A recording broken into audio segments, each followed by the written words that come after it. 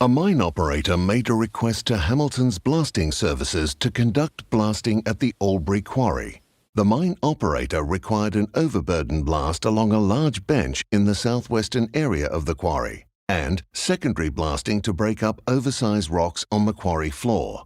On the 10th of April 2018, at approximately 2:30 p.m., the quarry manager's partner and 3 friends arrived at the quarry.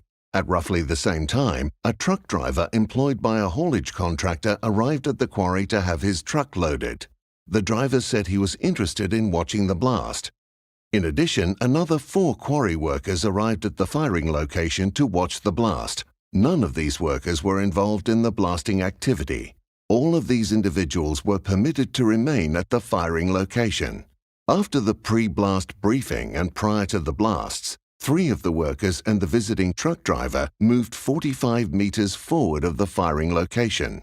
The group was now gathered about 275 meters from the blast area.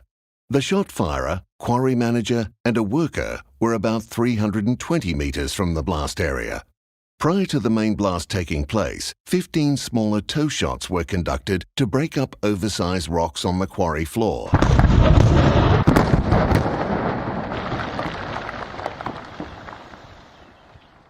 At 2:30 p.m., the main blast occurred.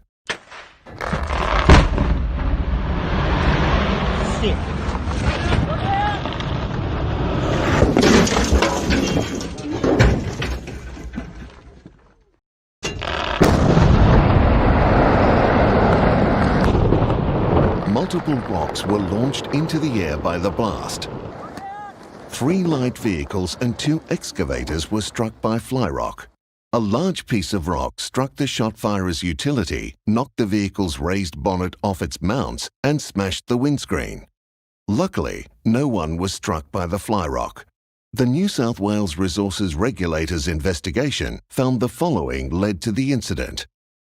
Multiple procedural safety and technical standards were not followed, including exclusion zones were not adequately established, and the mine required all personnel to be at the front gate. Sentries and blast guards were not assigned or in place at the time of the blast. The firing location should have been located behind the blast area. Non-essential personnel were present at the firing location. Those present at the firing location were too close to the blast area, putting them at risk of being struck by fly rock. Inadequate blast design and insufficient design burden created fly rock.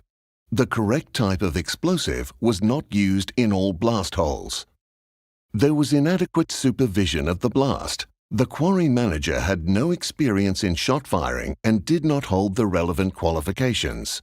The shot firer did not take control of the scene before firing the blast.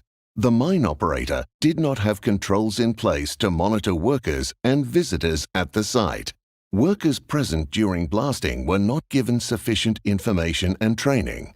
Mine operators and shot firers must ensure equipment and information is available to identify appropriate firing locations and accurately determine exclusion zones. Ensure appropriate firing locations and exclusion zones are established, communicated to workers, and followed.